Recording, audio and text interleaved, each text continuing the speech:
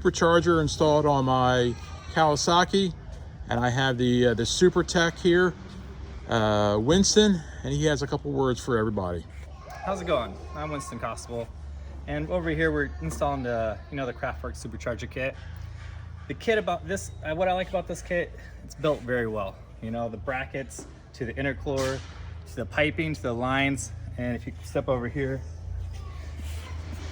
just to the design, it's such a great kit.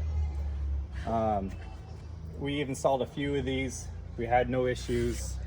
At the end of the day, we put our name on it, you know, because we're installing it. We want to make sure that it's done right. We have no issues, because we don't want that coming back on us. Same thing for the company, for Bill Nash.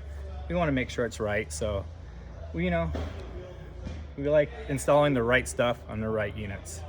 Good. And also at the same time, while you're doing the work, if I look over here, here's Bill Nash's KRX, and you'll see that his own personal vehicle has a supercharger already installed. This was about a year ago? Yes, sir. So he's had a year under his belt, and he has not had any problems.